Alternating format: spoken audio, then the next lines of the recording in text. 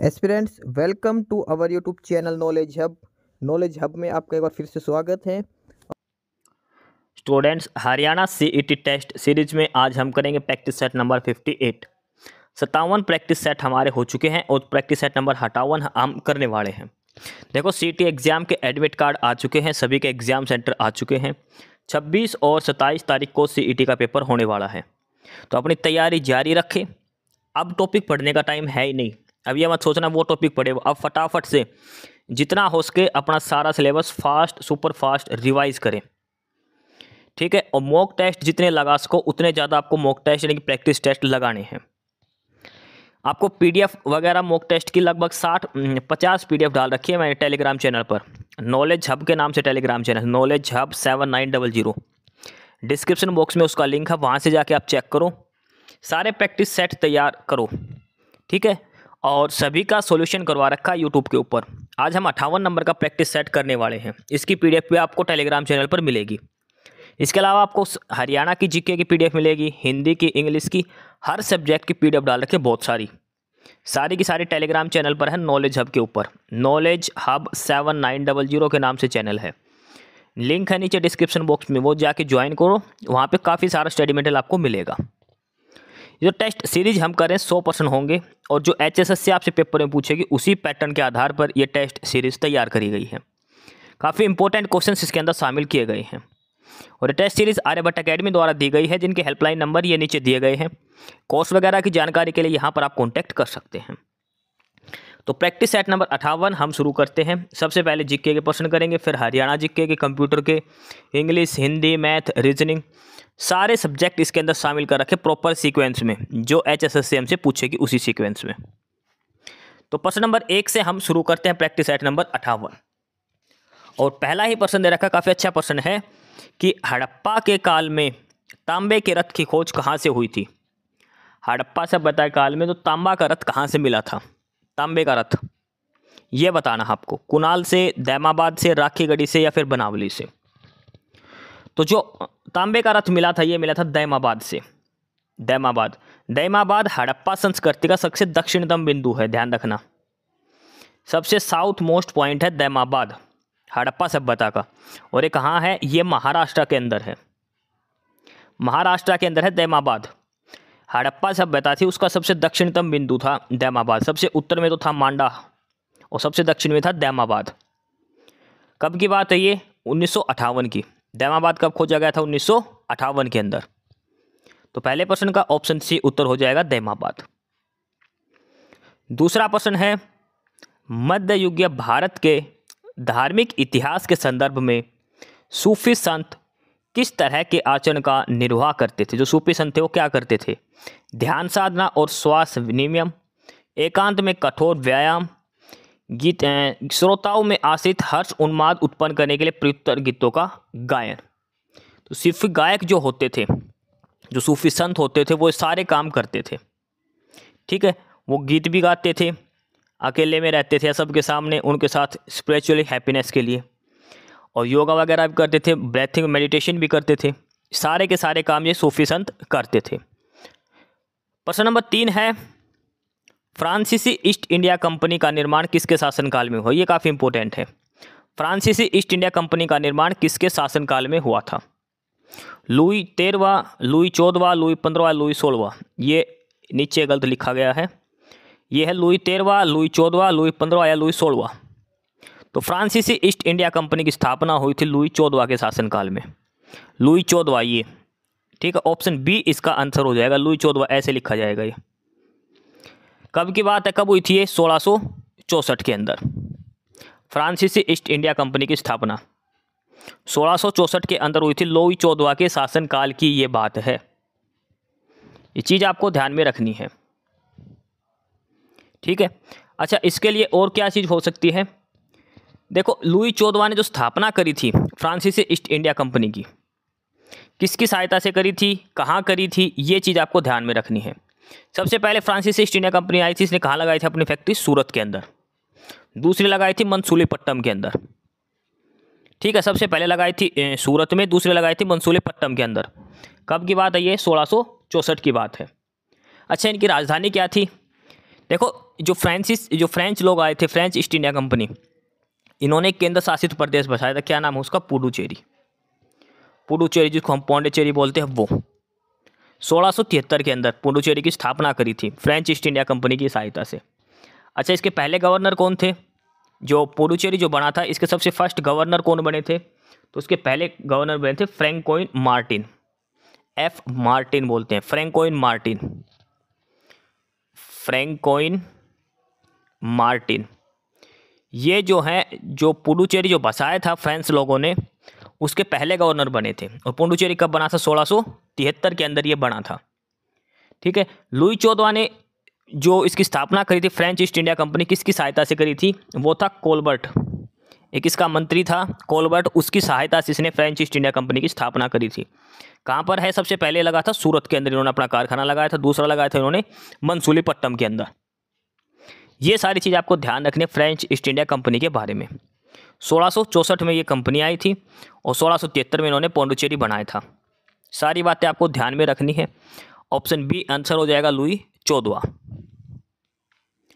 प्रश्न नंबर 4 है, राष्ट्रपति के पद की अवधि से संबंधित कौन सा कथन सही नहीं है?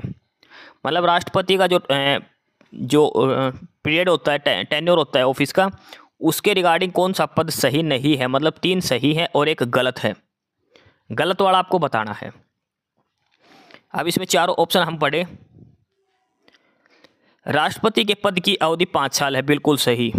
राष्ट्रपति का जो पद रहेगा वो 5 साल रहेगा, ये बिल्कुल सही दे रखी है। देखो आर्टिकल कौन कौन से राष्ट्रपति संबंधित? आर्टिकल 52 से लेकर 61 तक, ये लगातार 10 आर्टिकल हैं, ये सारे के सारे राष्ट्रपति से संबंधित हैं। अनुच्छेद 52 से लेकर 61 तक ये सारे अनुच्छेद राष्ट्रपति से संबंधित हैं। तो राष्ट्रपति के पद की अवधि होती है 5 साल। दूसरा है कि राष्ट्रपति को महाभियोग से हटाया जा सकता है, बिल्कुल सही है। पद की अवधि है 5 साल, हटाने का तरीका महाभियोग। राष्ट्रपति अपने पद की अवधि समाप्त होने से पूर्व लोकसभा अध्यक्ष को लिखित त्यागपत्र दे सकता है। यानी कि राष्ट्रपति का टेन्योर खत्म होना है अगले साल, लेकिन पहले ही अगर उसको इस्तीफा देना है तो लोकसभा अध्यक्ष को देगा। और अगला है कि जो राष्ट्रपति है वो उस पोजीशन पर तब तक रहेगा जब तक उसका उत्तराधिकारी पद ग्रहण नहीं कर लेता। जैसे आज इसका टाइम पीरियड पूरा हो गया, 5 साल पूरे हो गए, तो राष्ट्रपति आज नहीं हटेगा, उस दिन हटेगा जिस दिन नया राष्ट्रपति चुन के आएगा ना, उस दिन पुराना राष्ट्रपति हटेगा, तब तक अदरवाइज वही राष्ट्रपति रहेगा। तो इनमें से गलत कौन सी स्टेटमेंट है? तो गलत है ऑप्शन सी वाली। जो राष्ट्रपति जो प्रेसिडेंट होता है वो अपना रेजिग्नेशन लोकसभा स्पीकर को नहीं देता। वो किसको देता है? वो देता है डिप्टी प्रेसिडेंट, जो ठीक है वाइस प्रेसिडेंट को देता है, वाइस प्रेसिडेंट को, उपराष्ट्रपति को। अच्छा, उपराष्ट्रपति की जगह कई बार देखो हमने रखा है, एक चीज़ रटी हुई है कि राष्ट्रपति किसको त्यागपत्र देगा? उपराष्ट्रपति को। पेपर के अंदर उपराष्ट्रपति ऑप्शन में नहीं हो, वहाँ पे आ जाए लोकसभा अध्यक्ष, राज्यसभा अध्यक्ष, लोकसभा उपाध्यक्ष, राज्यसभा उपाध्यक्ष, तो किसका लगा के आओगे? तो ध्यान रखना, जो उपराष्ट्रपति होता है वो राज्यसभा का पदेन सभापति होता है। राज्यसभा का जो सभापति, जो राज्यसभा का जो हेड होता है वो उपराष्ट्रपति ही होता है। कहने का मतलब है प्रेसिडेंट जो अपना रेजिग्नेशन देगा वो राज्यसभा के जो सभापति होते हैं उनको दे सकता है। उपराष्ट्रपति की जगह राज्यसभा का सभापति भी हम यूज कर सकते हैं, क्योंकि वो भी वाइस प्रेसिडेंट जो होता है वही होता है, ये ध्यान रखना इसके अंदर। तो ऑप्शन सी में जो लोकसभा लिख रखा वो गलत दिया गया है।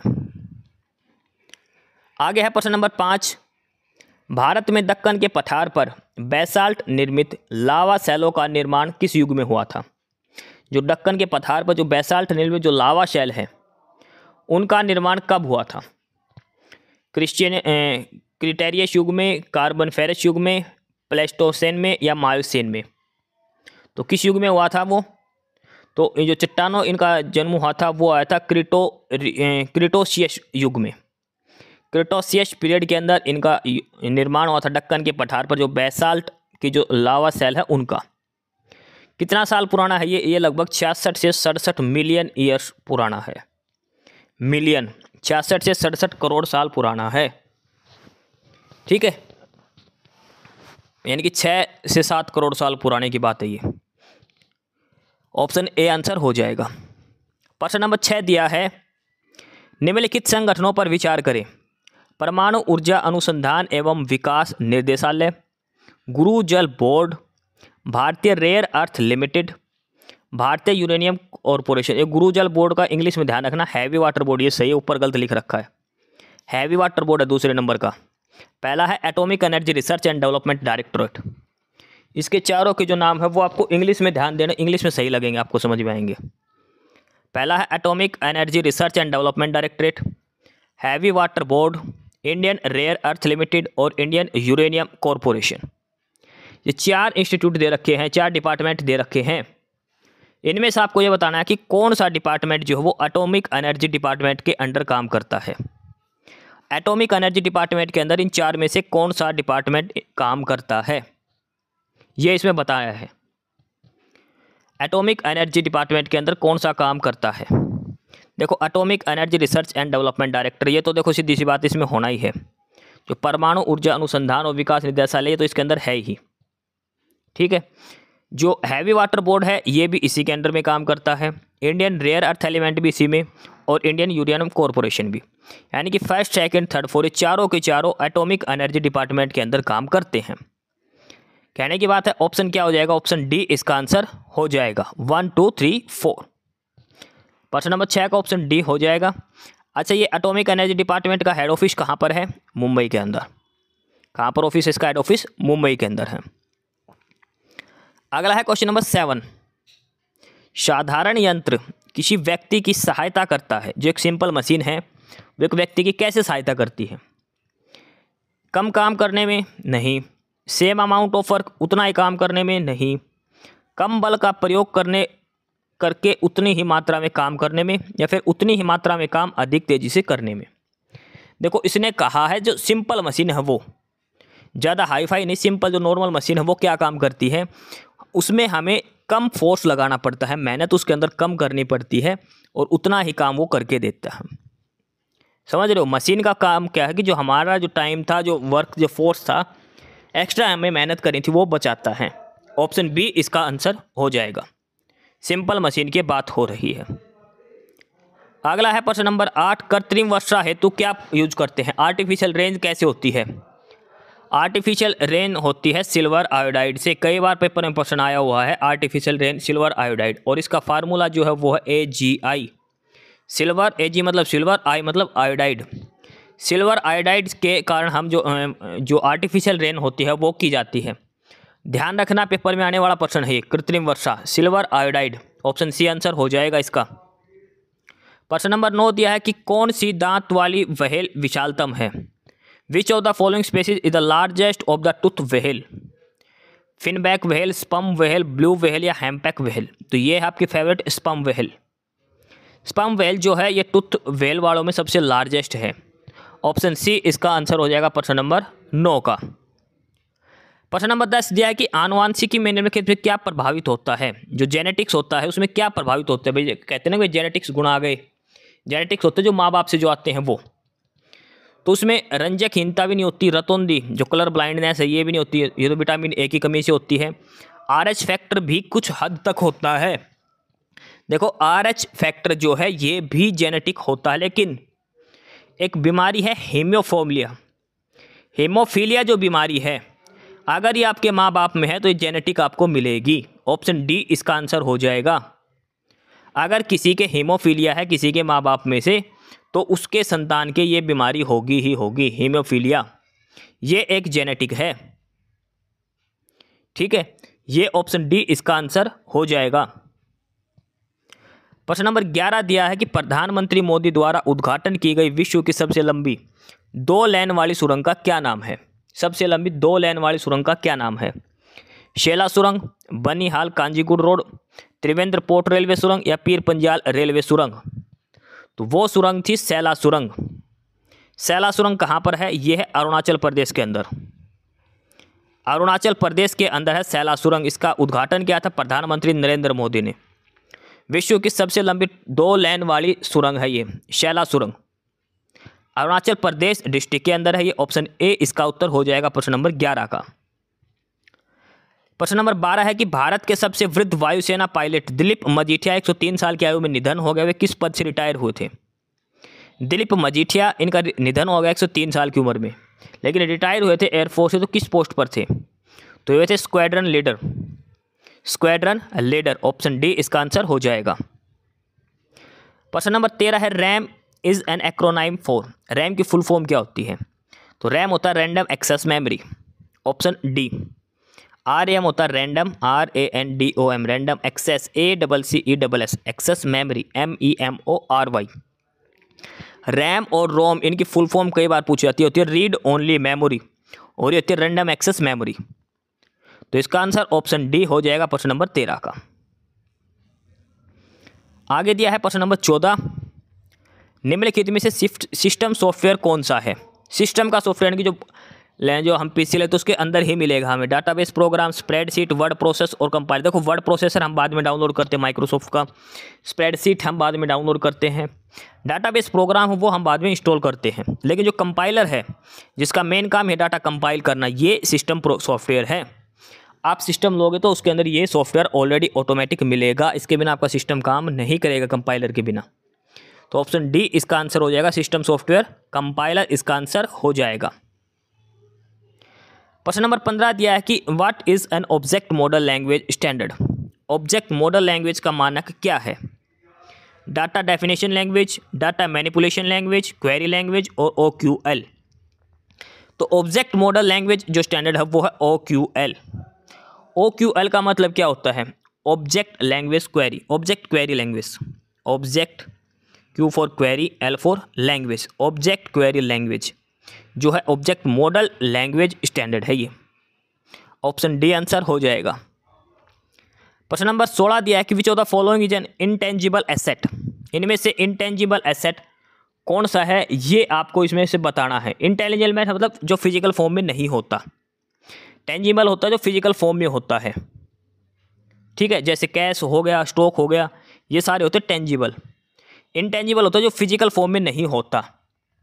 फिजिकल फॉर्म में क्या नहीं होता? क्रेडिट, स्टॉक, रिसीव्ड और कैश। देखो कैश क्या है? ये है टेंजिबल। स्टॉक क्या है? ये भी है क्या? टेंजिबल। करंट जो होती है, रिसीव्ड जो होती है, ये भी सारे टेंजिबल है। इनटेंजिबल में क्या आएगा? क्रेडिट आएगा। क्रेडिट, ऑप्शन ए उत्तर हो जाएगा। हिंदी गलत दे रखी है इसकी, इंग्लिश का नाम याद रखना क्रेडिट। क्रेडिट है, ये होती है इंटेंजिबल एसेट। कई बार पेपर के अंदर पूछा गया है, इकोनॉमिक्स का प्रश्न है ये। ऑप्शन ए इसका आंसर हो जाएगा प्रश्न नंबर 16 का। क्रेडिट एक इंटेंजिबल एसेट है, बाकी तीनों क्या है? टेंजिबल एसेट्स है। प्रश्न नंबर 17 है, एकीकृत बाल संरक्षण योजना इंटीग्रेटेड चाइल्ड प्रोटेक्शन स्कीम किस वर्ष शुरू की गई थी? चाइल्ड प्रोटेक्शन स्कीम किस वर्ष शुरू करी गई थी? 2011-12, 2016-17, 2009-10 या 2015-16? तो इंटीग्रेटेड चाइल्ड प्रोटेक्शन स्कीम जो शुरू करी गई थी वो करी गई थी 2009-2010 के अंदर। 2009-2010 के अंदर ये शुरू करी गई थी। अच्छा, इसका नाम क्या था? ये देखो पहले, सबसे पहले तो बताओ किसने शुरू करी थी? करी थी women and child development department ने। Women and child development department ने ये शुरू करी थी, ठीक है। इसका नाम था 2009-10 के अंदर इंटीग्रेटेड चाइल्ड प्रोटेक्शन स्कीम। इसके बाद 2017 में इसका नाम बदल दिया गया, और 2017 में इसका नाम करके क्या डाल दिया था? Child protection scheme. Child protection service इसका नाम कर दिया था, इंटीग्रेटेड आगे से हटा दिया गया था। उसके बाद 2017 के बाद 2021-22 में इसका नाम कर दिया मिशन वात्सल्य। मिशन वात्सल्य इसका नाम कर दिया है। मिशन वात्सल्य जो चाइल्ड प्रोटेक्शन स्कीम था, इसका नाम हो गया है मिशन वात्सल्य। ये आपको इसमें ध्यान रखना है।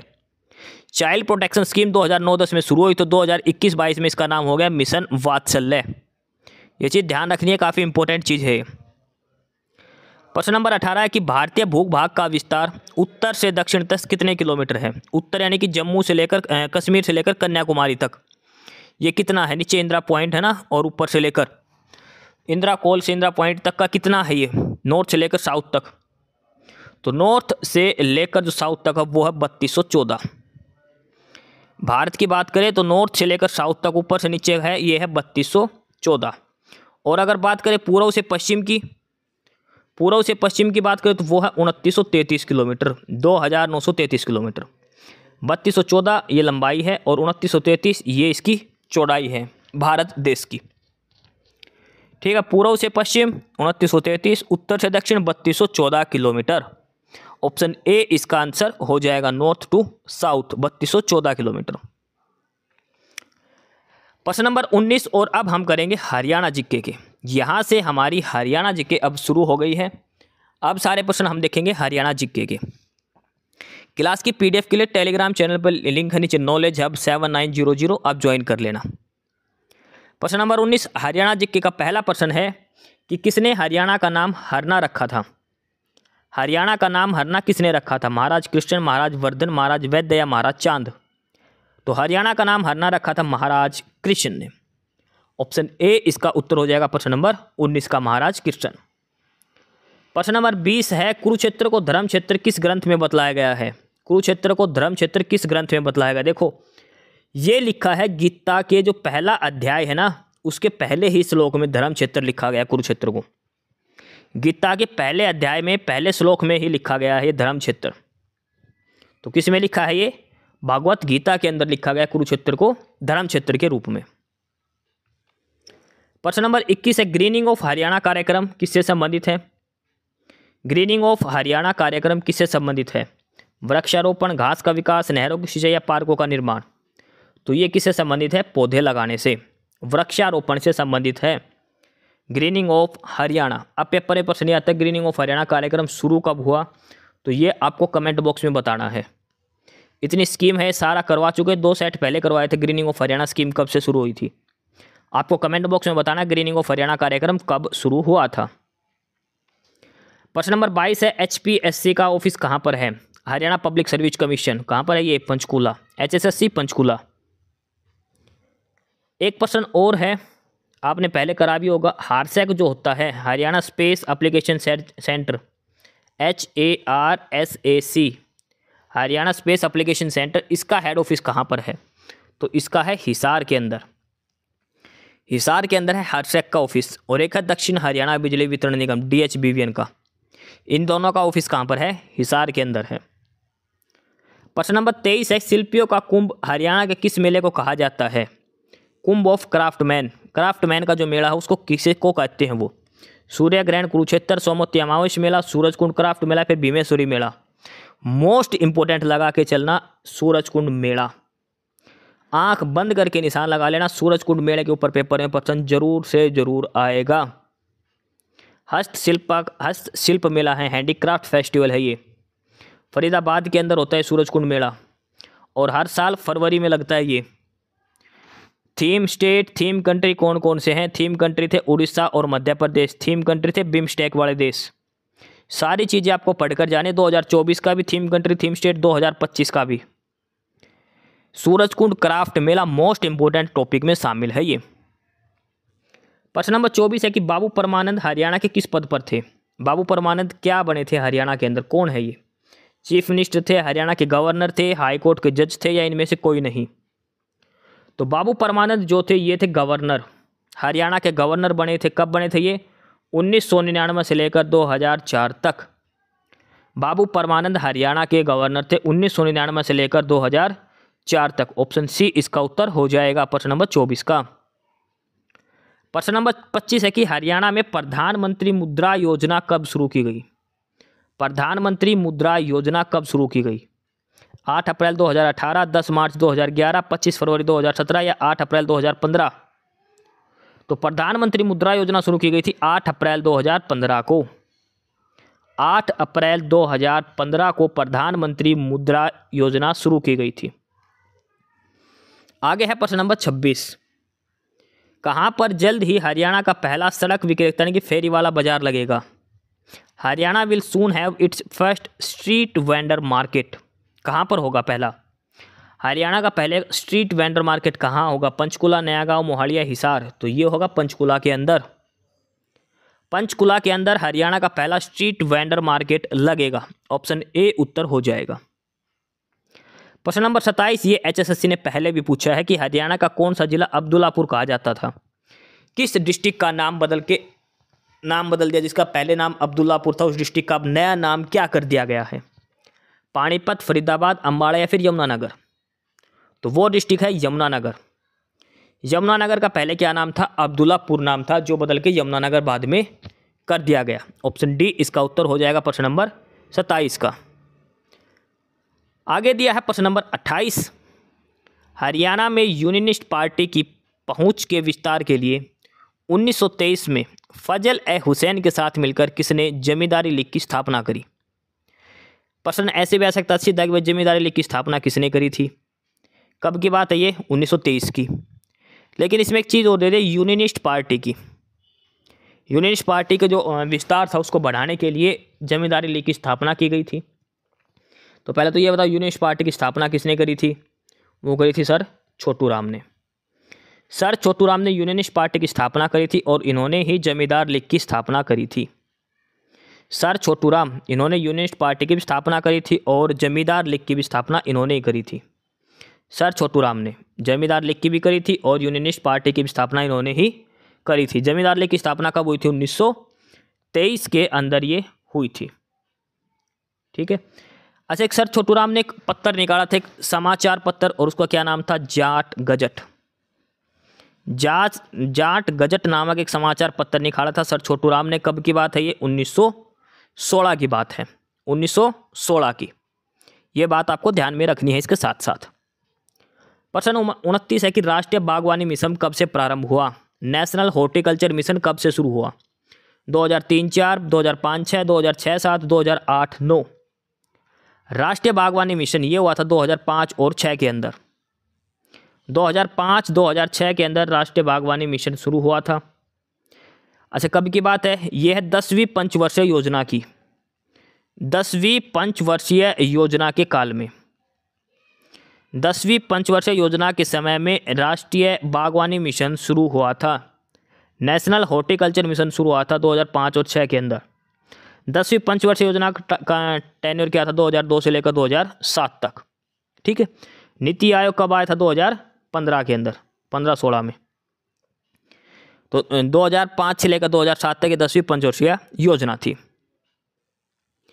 प्रश्न नंबर 30 है कि हरियाणा के सबसे लंबे समय तक राज्यपाल कौन से थे? हरियाणा के गवर्नर जिसका सबसे ज़्यादा टेन्योर था, टाइम पीरियड, तो वे थे हरियाणा के दूसरे गवर्नर। कौन था? BN चक्रवर्ती, वीरेंद्र नारायण चक्रवर्ती। देखो, हरियाणा के सबसे पहले गवर्नर बने थे Dharmveer.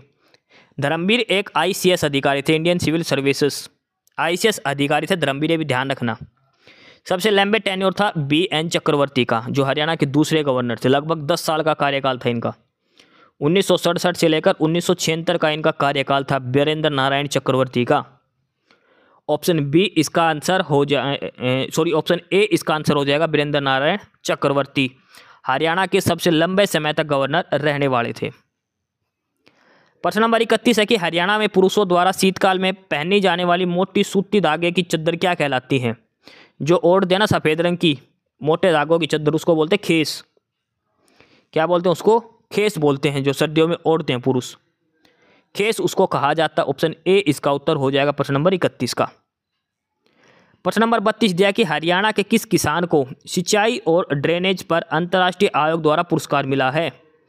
International commission on irrigation and drainage ICID ने किस किसान को अवार्ड दिया है? ICID ने हरियाणा किस किसान को अवार्ड दिया है? International commission on irrigation and drainage, इन्होंने किस किसान को अवार्ड दिया है? कृष्ण सिंह, जसवीर सिंह चौटाला, कर्ण सिंह चड्ढा या हरपाल सिंह कोहली? तो ये अवार्ड दिया है कर्ण सिंह चड्ढा को। करणजीत सिंह चड्ढा को ICID का अवार्ड मिला है, international commission on irrigation and drainage. Karanjeet Singh Chadha को ये इनाम दिया गया था। प्रश्न नंबर 33 है कि हरियाणा बना तब कितने जिले थे? देखो, 1000 बार ये प्रश्न आ चुका। 1966 में हरियाणा बना तो कितने जिले थे? तब थे 7 जिले। हरियाणा में विधानसभा की सीटें कितनी थी? सरों में सीट थी हरियाणा में 54 थी। फिर 1971 और 1981, 1971 में सीट कितनी कर दी? 1967 में ही बढ़ा दी थी वो शुरू में, क्योंकि पहला इलेक्शन जो हुआ था हरियाणा में वो 1967 में हुआ था। पहला इलेक्शन हरियाणा में कब हुआ था? 1967 के अंदर हुआ था। ये भी चीज़ ध्यान में रखनी है 54 सीटों पर। ठीक है। फिर 1971 और 1981 में 2 बार ये सीटें बढ़ाई गई थी, एक बार 80 थी, फिर एक बार 90 की गई थी। तो हरियाणा जब बना तो कितने जिले थे? उसमें 7 जिले थे। प्रश्न नंबर 34 दिया है कि किस पहाड़ियों में अम्बाड़ा, पंचकुला और यमुनानगर शामिल है? देखो, यमुनानगर ये है सारे उत्तर पूर्व में, ऊपर शिवालिक की पहाड़ियाँ, अरावली की पहाड़ियाँ, मेवात की पहाड़ियाँ और दौसी की पहाड़ियाँ। देखो, दौसी की पहाड़ियाँ कहाँ पर है? ये नारनौल के अंदर है। मेवात की पहाड़ियाँ ये मेवात नू के अंदर है और ये अरावली श्रृंखला के अंदर है। ये तीनों के तीनों अरावली के अंदर ही आती है। अम्बाड़ा, पंचकुला, यमुनानगर ये आता है शिवालिक की पहाड़ियों के अंदर। शिवालिक की पहाड़ियों का विस्तार पूछे ना हरियाणा में किन जिलों में, तो सिर्फ 3 ही जिले हैं, अम्बाड़ा, पंचकुला और यमुनानगर। इस वजह से यहाँ पर सबसे ज़्यादा बारिश भी होती है। बारिश भी सबसे ज़्यादा यहीं पर होती है शिवालिक की पहाड़ियों के कारण। अधिकतर नदियाँ शिवालिक पहाड़ियों से निकलती हैं और हरियाणा में या तो अम्बाड़ा से प्रवेश करेगी या पंचकुला से या फिर यमुनानगर से। जितनी भी नदियाँ हैं जो दक्षिण से ऊपर से हिमाचल की साइड से जो आती है उत्तर से, वो दक्षिण में तो अरावली है, यहाँ से छोटी मोटी नदियाँ निकलती है, साहिबी हो गई 1-2 और। बाकी जो मेन नदी है जो ऊपर है जो हरियाणा में, वो सारी अम्बाड़ा, यमुनानगर और पंचकुला से ही हरियाणा में प्रवेश करती है। ये सारी बातें आपको ध्यान रखना है। प्रश्न नंबर 35 है कि हिसार में लाट की मस्जिद का निर्माण किसने करवाया था। लाट की मस्जिद कहाँ पर है, हिसार के अंदर, और इसका निर्माण किसने करवाया था, तो वो करवाया था फिरोज शाह तुगलक ने। देखो हिसार और फतेहाबाद, यहाँ पे कोई भी चीज़ पूछ ले फिरोज शाह तुगलक लगा देना। अगर आपको प्रश्न नहीं आता तो, अगर आपको कोई प्रश्न नहीं आता, तुक्का लगाना है और ऑप्शन में फिरोज शाह तुगलक है, तो हिसार और फतेहाबाद में कोई भी चीज़ हो फिरोज शाह तुगलक आप तुक्का लगा सकते हैं। अगला है प्रश्न नंबर 36, हरियाणा में किस फसल की खेती सबसे ज़्यादा की जाती है। सबसे ज़्यादा हरियाणा में क्या बोया जाता है, गेहूँ और सरसों। हरियाणा में सबसे ज़्यादा क्या बोया जाता है, गेहूँ और सरसों सबसे ज़्यादा बोई जाती है हरियाणा के अंदर। ठीक है, ध्यान रखना, सबसे ज़्यादा कौन सी फसल होती है हरियाणा में, गेहूँ और सरसों।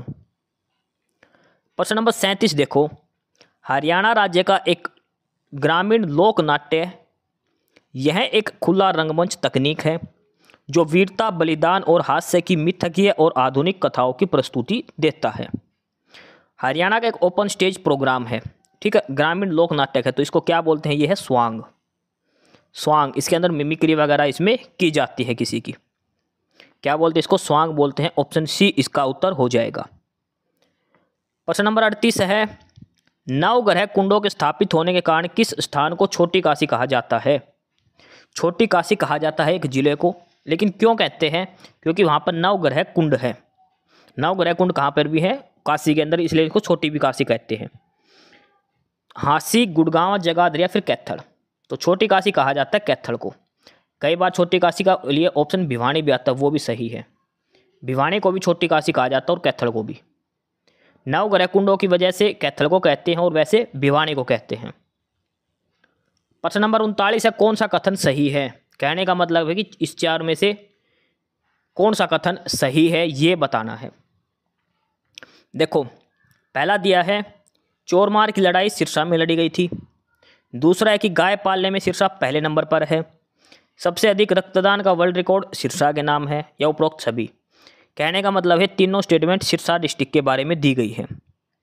तो चोरमार की लड़ाई ये सिरसा डिस्ट्रिक्ट में हुई थी, बिल्कुल सही है। गाय पालने में सबसे पहले नंबर पर सिरसा है और सबसे अधिक वर्ल्ड जो ब्लड डोनेशन का रिकॉर्ड भी था ये सिरसा के नाम था। यानी कि तीनों के तीनों स्टेटमेंट सही है, ऑप्शन डी इसका उत्तर हो जाएगा। तीनों ही स्टेटमेंट इसकी सही है, ऑप्शन डी आंसर हो जाएगा। प्रश्न नंबर 40 है कि सिरसा को किस नाम से जानते हैं। सिरसा को किस नाम से जानते हैं, साहित्य सिटी, वन सिटी, संतों का शहर या ये सभी। तो सिरसा को साहित्य सिटी भी कहते हैं, लिटरेरी सिटी, फॉरेस्ट सिटी और सिटी ऑफ सेंट्स, यानी कि ऑल ऑफ अबो। उपरोक्त सभी, ये सारे के सारे नाम सिरसा डिस्ट्रिक्ट के हैं। ये 40% पूरे, और यहाँ पर आके हमारी हरियाणा जीके भी पूरी हो गई। GK plus computer plus Haryana GK 40% पूरे। अब 15% आएंगे इंग्लिश के, 15 हिंदी के, 15 गणित के, 15 मैथमेटिक्स उसके रीजनिंग के। तो अब क्वेश्चन नंबर 41 जो इंग्लिश का पहला प्रश्न है, 15 क्वेश्चन हम देखेंगे इंग्लिश के। 41 में दिया है वन वर्ड सब्स्टिट्यूशन आपको करना है, वन वर्ड सब्स्टिट्यूशन बताना है। और दिया क्या है, some time something something that is modern और existing in the prevailing times. कोई ऐसी चीज़ जो किसी समय में किसी चीज़ के साथ साथ रहती हो पुराने समय में। कंटेम्पियस, कंटेम्प्रेरी, एंशिएंट या कॉन्ट्राडिक्टरी। कॉन्ट्राडिक्टरी तो होता है अलग अलग किसी में दो चीज़ों के अंदर अंतर वाली। एंशिएंट होती है पुरानी, प्राचीन काल की। ठीक है, इसमें एक वर्ड दिया कंटेम्प्रेरी। कंटेम्प्रेरी का मतलब होता है किसी समय में, उसी समय के हिसाब से। जैसे अकबर, किसके, अकबर के समकालीन थे तुलसीदास जी। ठीक है, तो जो जिसके टाइम पीरियड के अनुसार जो चीज़ होती है वो होता है कंटेम्प्रेरी, मतलब समकालीन, प्रॉपर नाम बोले तो इसको। समकालीन मतलब उसी समय के हिसाब से, जो आज का टाइम के हिसाब से जो चीज़ हो रही है वो कंटेम्प्रेरी है। ठीक है, जो भी एग्जिस्टिंग जो टाइम के उसके हिसाब से जो चीज़ है वो कंटेम्प्रेरी बोलते हैं उसको। 42 दिया है, इसमें भी आपको वन वर्ड सब्स्टिट्यूशन करना है। परफॉर्म्ड और occurring as a result of a sudden impulse. Performed और occurring as a result of sudden impulse. Cultivated, refined, volitions और स्पॉन्टेनियस, तो वो होता है spontaneous, option D. Occurring as a result of sudden impulse, ये होता है स्पॉन्टेनियस, ऑप्शन डी। अच्छा, स्पॉन्टेनियस की स्पेलिंग जरूर याद करना, ये स्पेलिंग कई बार पेपर के अंदर आ जाती है करेक्ट करने के लिए। SPONTANEOUS, spontaneous. 43 है, इडियम बताना है आपको। मिल्क एंड वाटर, दूध और पानी, मतलब weak idea. Milk and water, इसका मतलब क्या होता है? Weak idea, option A answer हो जाएगा इडियम का। क्वेश्चन नंबर 44, इसमें भी आपको इडियम बताना है। होल्ड अप वंस हेड, अपना सिर पकड़ के बैठ जाना। Hold up once head, hold up once head, सिर आगे करना, सीधा करना। सिर सीधा करने का मतलब क्या है कि मूव फॉरवर्ड। नहीं नहीं नहीं नहीं भाई, hold up once head, hold up once head का मतलब होता है बी प्राउड और बी कॉन्फिडेंट, सर ऊंचा करना। होल्ड अप का मतलब होता है, होल्ड अप वंस हेड का मतलब है कि अपना सिर ऊंचा करना, गर्व से ऊंचा करना। बी प्राउड और बी कॉन्फिडेंट, ऑप्शन ए और ऑप्शन डी दोनों ही सही है इसके लिए। होल्ड अप वंस हेड होता है be proud and be confident. Question number 45 है, करेक्ट स्पेलिंग बतानी है। 3 स्पेलिंग गलत है, एक सही है, करेक्ट स्पेलिंग बतानी। और ये है एनिवर्सरी की, सालगिरह जो आप विश कर देते हो, हैप्पी एनिवर्सरी लगा के स्टेटस, वो वाला। एनिवर्सरी स्पेलिंग देखो, ANNIVERSARY, एनिवर्सरी। एनिवर्सरी होती है सालगिरह, साल में एक बार होने वाली चीज, एनिवर्सरी, एनिवर्सरी। क्वेश्चन नंबर 46 है, in the following question a word has been written in 4 different ways, out of which only one is correct spelled. Select the correctly spelled word. Accomplish की सही स्पेलिंग क्या होगी, ये इसके अंदर पूछा गया है। अकम्प्लिश की सही स्पेलिंग होती है ACCOMPLISH, अकम्प्लिश। अकम्प्लिश मतलब किसी भी काम को करने में सफल होना, अकम्प्लिश, फिनिश करना किसी भी काम को। ऑप्शन बी आ जाएगा इसकी करेक्ट स्पेलिंग। 47 में है, आपको सिनोनियम बताना है और वर्ड दिया है रिमोर्स। रिमोर्स जो वर्ड है इसका आपको सिनोनियम बताना है। डिलाइट, सोलेस, रेग्रेट या सोलेट। देखो COD तो एक सा ही ऑप्शन होगा, खैर छोड़िए। तो इसका मतलब होता है रिग्रेट, रेग्रेट। और रिमोर्स का मतलब क्या होता है? पछतावा, पछतावा। ठीक है, पछताना, पछतावा, रिमोर्स और रेग्रेट। ऑप्शन बी इसका आंसर हो जाएगा। एक सोलेस वर्ड दिया, सोलेस का मतलब क्या होता है? सांत्वना देना, सांत्वना देना, सोलेस का मतलब। क्वेश्चन नंबर 48, यहां पर फिल इन द ब्लैंक आपको करना है। The blank of ministers statement can not be verified by people who are no access to official record.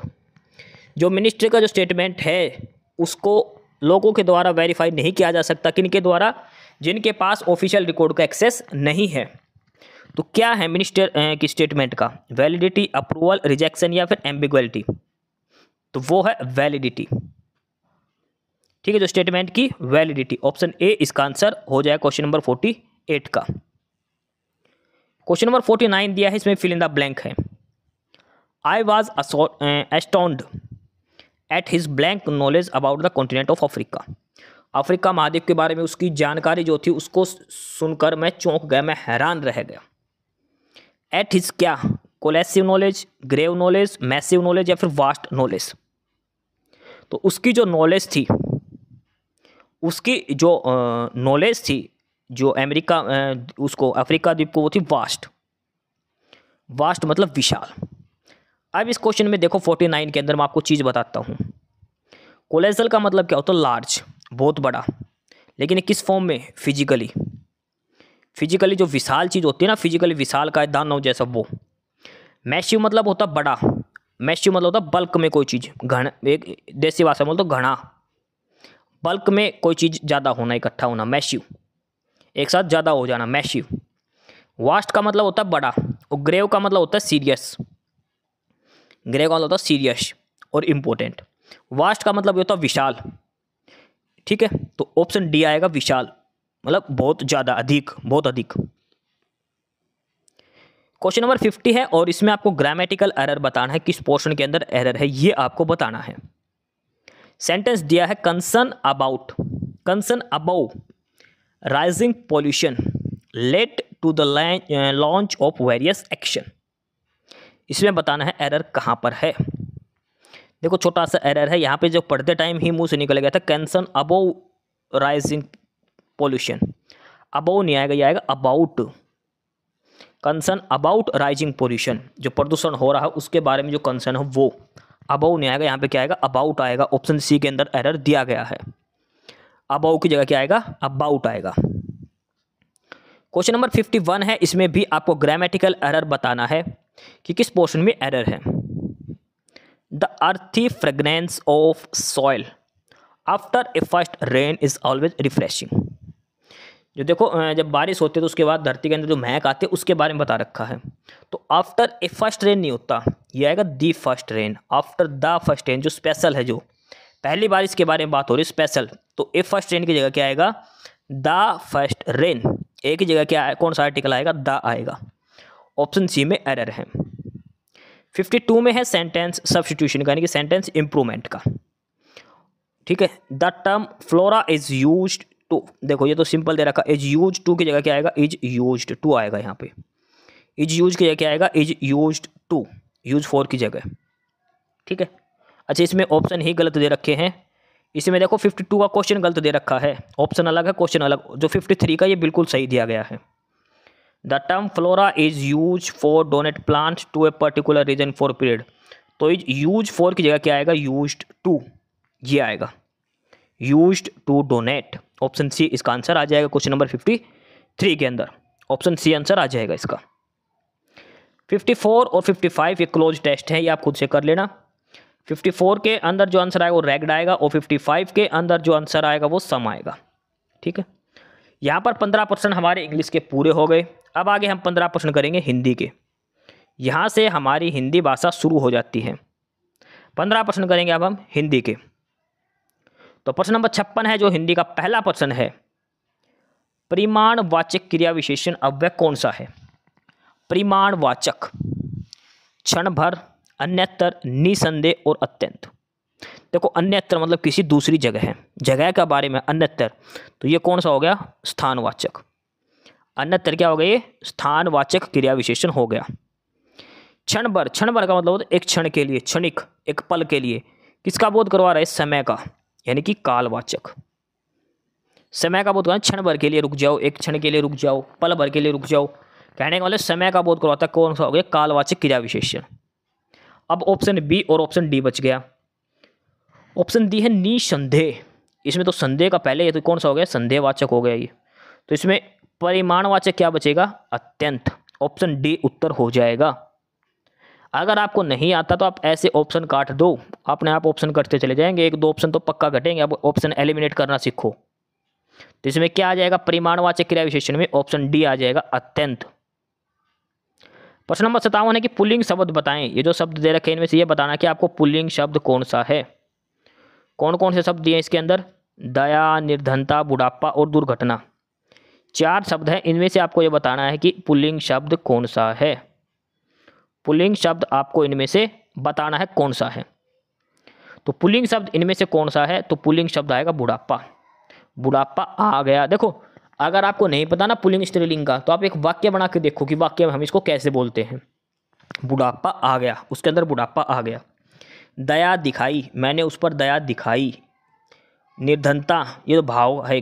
दुर्घटना, उसके साथ दुर्घटना घट गई, घट गई, ठीक है, स्त्रीलिंग भाव आ रहा है। तो इसमें बुढ़ापा क्या आएगा, जो पुल्लिंग है, बुढ़ापा आ गया। प्रश्न नंबर 58 दिया है कि वाक्य में जिस शब्द से क्रिया के संबंध का बोध होता है उसे क्या कहते हैं। क्रिया के संबंध का बोध, तो संबंध का बोध कौन करवाता है, संबंध कारक। संबंध का बोध कौन करवाएगा, संबंध कारक। संबंध कारक का विभक्ति चिन्ह क्या है, का, के, की, रा, रे, री, ये संबंध कारक के चिन्ह हैं। करण, देखो कर्ता ने कर्म को करण से के द्वारा संप्रदान के लिए। आपादान, इसमें अलगाव का भाव, अलग होना से अलग होना, अलगाव। तो संबंध का बोध होगा संबंध कारक से। ऑप्शन ए उत्तर हो जाएगा। प्रश्न नंबर 59 है कि उत्साह का तत्सम बताइए। उत्साह का तत्सम शब्द आपको बताना है, तो वो होता उत्साह। उत्साह का तत्सम शब्द क्या आएगा? उत्साह। ऑप्शन ए उत्तर हो जाएगा, उत्साह, उत्साह का। प्रश्न नंबर 60 है कि अडिग शब्द में क्या है? अडिग शब्द क्या है? एक अव्यय है, उपसर्ग है, संज्ञा, प्रत्यय। अडिग शब्द में क्या है शामिल? अडिग शब्द में क्या जोड़ा गया है? अव्यय जोड़ा गया है, उपसर्ग या संज्ञा या फिर प्रत्यय? तो अडिग सर्ग के अंदर उपसर्ग जोड़ा गया है, ए उपसर्ग, ए प्लस में डिग, अडिग, ए उपसर्ग इसके अंदर जोड़ा गया। प्रश्न नंबर 60 के अंदर। प्रश्न नंबर 61 है अभिज्ञ शब्द का विलोम बताओ। ये पिछले प्रैक्टिस सेट में भी करवाया था अभिज्ञ शब्द। तो अभिज्ञ शब्द का विलोम बनेगा अनभिज्ञ, अनभिज्ञ। ऑप्शन सी उत्तर हो जाएगा प्रश्न नंबर 61 का, अनभिज्ञ। क्वेश्चन नंबर 62 है, प्रश्न नंबर 62, अनुपम का पर्यायवाची क्या होगा? अनुपम होता अनोखा, अद्भुत। बोलते हैं अनुपम नज़ारा देखा, अनोखा नज़ारा, अद्भुत नज़ारा देखा। तो इसका पर्यायवाची क्या हो जाएगा? अपूर्व। अपूर्व इसका पर्यायवाची होता है, जो पहले कभी ना देखा हो, अद्भुत, विचित्र, अपूर्व हो जाएगा इसका पर्यायवाची शब्द। ठीक है, ये दोनों आपस में पर्यायवाची, सामान्य, साधारण। तो प्रश्न नंबर 62 का ऑप्शन ए उत्तर हो जाएगा। प्रश्न नंबर 63 है, निम्नलिखित में से एक अर्थ की दृष्टि से भिन्न है। अर्थ की दृष्टि से कौन सा भिन्न है? कल, यंत्र, चैन और मृत्यु। तो मृत्यु जो है वो इनमें सबसे अलग है, मृत्यु जो इनमें है वो सबसे अलग है। प्रश्न नंबर 64 है कि वह, तुम और हम बाजार जाएंगे, इस वाक्य को शुद्ध करना है। वह, तुम और हम बाजार जाएंगे। देखो ऐसे प्रश्न में ध्यान रखना, सबसे पहले तो आएगा खुद का, मैं, मेरा, हम, हमारा। फिर आएगा सामने वाला, तू, तुम, तुम्हारा। फिर आएगा तीसरा पर्सन, थर्ड पर्सन, वह, वो। तो इसका जो शुद्ध रूप होगा वो होगा, पहले तो आएगा हम, फिर आएगा तुम और फिर आएगा वह। हम, तुम और वह बाजार जाएंगे। ऑप्शन सी इसका आंसर हो जाएगा प्रश्न नंबर 64 का। प्रश्न नंबर 65 दिया है कि ऐसा व्यक्ति जिसके आने का दिन और समय पहले से निश्चित ना हो, जिसके आने की कोई डेट फाइनल ना हो, कब आएगा, किस समय आएगा, तो वो होता अतिथि। अतिथि का मतलब होता है जिसके आने की कोई तिथि ना हो। अतिथि होता है वो जिसका आने का कुछ भी नहीं पता, कब आएगा कब नहीं आएगा, अतिथि। परमार्थ का सही संधि विच्छेद क्या होगा? परमार्थ का संधि विच्छेद करना है तो वो होता परम प्लस में अर्थ, परमार्थ। परम जमा में अर्थ, परमार्थ बनेगा, परमा नहीं आएगा, परम, परम जमा में अर्थ, परमार्थ। ऑप्शन ए उत्तर हो जाएगा। प्रश्न नंबर 67 है कि गंगा जल का समास बताइए। गंगा जल में क्या समास है, कौन सा? गंगा का जल, गंगा जल, तो इसमें कौन सा समास आएगा? तत्पुरुष समास, तत्पुरुष समास। प्रश्न नंबर 68 है कि ईश्वर तुम्हें दीर्घायु दे। ये कौन सा वाक्य है? देखो प्रश्नवाचक तो है नहीं, ईश्वर तुम्हें दीर्घायु दे। प्रश्नवाचक होता तो नीचे लास्ट में प्रश्नवाचक निशान मिलता। विस्मयादिबोधक में देखो प्रश्नवाचक में तो ये निशान मिलेगा, विस्मयादिबोधक में ये निशान मिलेगा, तो ये भी नहीं है। निषेध वाले में नहीं या ना मिलता, ये भी नहीं है। तो बच गया कौन सा? इच्छावाचक। अगर आपको नहीं आता तो ऐसे छाट लेना। तो कौन सा हो जाएगा ये? इच्छावाचक। उसकी इच्छा है कि ईश्वर तुम्हें लंबी उम्र दे। दीर्घायु का मतलब लंबी उम्र दे। अगला है प्रश्न नंबर 69, वही मनुष्य है जो मनुष्य के लिए मरे, इसमें कौन सा अलंकार है? वही मनुष्य है जो मनुष्य के लिए मरे। देखो एक ही वर्ण की दो बार आवृत्ति हुई है, लेकिन दोनों में अलग अलग इसका अर्थ है। तो कौन सा अलंकार हो जाएगा? ये हो जाएगा यमक अलंकार, यमक अलंकार। अच्छा, यमक और श्लेष दोनों ही इसमें सही हो सकते हैं, भी ध्यान रखना। इसका उदाहरण श्लेष अलंकार भी हो सकता है और यमक भी हो सकता है। कई जगह आपको श्लेष मिलेगा, कई जगह आपको यमक मिलेगा, ध्यान रखना इसका। प्रश्न नंबर 70, ये हिंदी का आखिरी प्रश्न है। अचानक घबरा जाना किस मुहावरे का अर्थ है? अचानक घबरा जाना, भाई हक्का बक्का रह जाना, मतलब एकदम से चौंक जाना। बिग्गी बिल्ली बना मतलब डरना। अपने पैर पर कुल्हाड़ी मारना मतलब खुद का नुकसान करना। लेकिन हाँ, हाथों से तोते उड़ना, हाथों से तोड़ते उड़ना मतलब अचानक से घबरा जाना एकदम से। ऑप्शन बी उत्तर हो जाएगा इसका। ठीक है, तो ये 70% हमारे पूरे हो गए प्रैक्टिस सेट नंबर 58 के। अब हमारे बच गए 30 सवाल। 15 सवाल आएंगे गणित के, 15 आएंगे रीजनिंग के। अब फटाफट से सवाल करते हैं। पहले आएंगे गणित के 15%, सवाल नंबर 71 से लेकर 85 तक 15 सवाल करेंगे हम गणित के। सवाल नंबर 71 में संख्या दे रखी है, इसमें 5 का स्थानीय मान और अंकित मान बताओ। स्थानीय मान तो मतलब किस जगह पर है ये, यहाँ पर है ना 5, देखो यहाँ पर 5 है, इसके बाद स्थानीय मान इसके पीछे जितने भी अंक वो 0 हो जाएंगे, तो इसका स्थानीय मान कितना आ जाएगा 5000। और फेस वैल्यू क्या होती है, जो संख्या वो उसकी खुद की फेस वैल्यू होती है, इसके चेहरे का क्या वैल्यू है 5 रुपये, तो इसकी इनका अंतर बताना है। 5000 में से 5 घटा दो 4995। देखो दो चीज़ होती है, एक स्थानीय मान और एक अंकित मान। अंकित मान तो जो संख्या वो ही रहेगी, 0 का अंकित मान 0, 1 का 1, 2 का 2, 3 का 3, 1000 का 1000। ठीक है, लेकिन स्थानीय मान होता है जिस नंबर पर वो है, ये इकाई, ये दहाई, ये सैकड़ा, ये 1000, तो ये क्या बनेगा 5000। मतलब जोन से भी नंबर पे ना वो लिख के और उसके पास जितनी भी संख्या हो सारे 0 लगा दो, तो इसका स्थानीय मान है 5000, इसमें से 5 घटा दो। ऑप्शन बी उत्तर आ जाएगा 4995। 72 नंबर देश में 8 का स्थानीय मान बताओ। देखो 8 का अगर फेस वैल्यू पूछता तो 8 ही रहता, प्लेस वैल्यू पूछा तो 8 और इसके बाद एक अक्षर तो एक 0 लग जाएगा, यानी कि ऑप्शन बी उत्तर हो जाएगा 80। 8 का स्थानीय मान कितना है 80। सवाल नंबर 73 है कि 0.02 0.002 का अंतर बताओ। बड़ा है ये 0.02, इसमें से घटा दो 0.002, यहाँ पे एक 0 आ जाएगी, तो ये ऊपर जाएगा तो 8, एक असली धर ली थी तो एक बचेगा 0.018। ऑप्शन ए उत्तर हो जाएगा 0.018। ये सवाल है, देखो ऐसे क्वेश्चन को ना जोड़ घटा गुणा करने मत बैठ जाना, इसको x मान लो और इसको y मान लो। अब करो, क्या बन रहा है, ऊपर x प्लस वाई का square minus x minus y का स्क्वायर और नीचे दे रखा 2xy। x प्लस वाई का स्क्वायर खोलो, क्या बनेगा x square plus y square plus 2xy minus अंदर x माइनस वाई का स्क्वायर खोलेंगे x square plus y square minus 2xy। अब ये माइनस अंदर में जाएगा तो ये भी माइनस का, ये भी माइनस का, ये भी प्लस का। x स्क्वायर से x स्क्वायर, वाई स्क्वायर से y square, 2xy plus 2xy कितना बन जाएगा अंदर 4xy और नीचे कितना है 2xy। xy से xy कट गया, 4/2 कितना हो गया 2। ऑप्शन डी उत्तर हो जाएगा।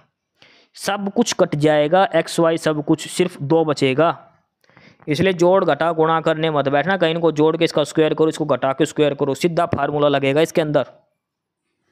ऑप्शन डी उत्तर हो जाएगा सवाल नंबर 74 का।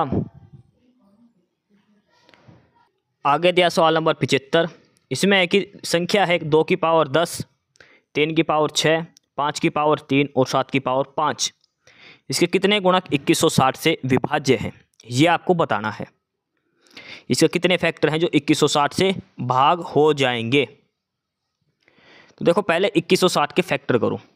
2160 के फैक्टर करेंगे क्या आएंगे, 2 की पावर 4, 3 की पावर 3, 5 की पावर 1। अब हमें बताना है कि इसके कितने फैक्टर हैं जो इससे भाग हो जाएंगे, ये इसके अंदर बताना है। देखो इनमें से कॉमन क्या क्या चीज़ है वो आपको इसके अंदर लिखनी है, और फैक्टर में हमेशा एक जुड़ के आएगा, फैक्टर में हमेशा एक जुड़ के आएगा, ये भी आपको ध्यान में रखना है। ठीक है, जैसे 7 की पावर 5 है तो कितने फैक्टर होंगे 6, 5 की पावर 3 है तो कितने आएंगे 4, ऐसे करके।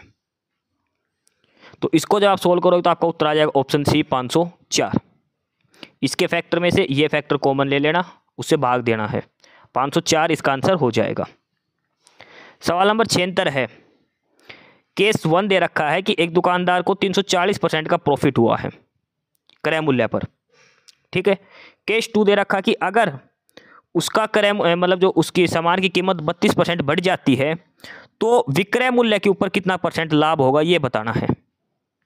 कहने का मतलब है कि एक व्यक्ति को चीज़ बेच रहा है, उस पर 340 का लाभ है, लेकिन उस चीज़ की कीमत 32% बढ़ गई, तो उसको लाभ कितना होगा, और ये लाभ बताना हमें विक्रय मूल्य पर। ये जो लाभ हुआ है उस व्यक्ति को, ये हमें उसके विक्रय मूल्य के ऊपर ये हमें बताना है।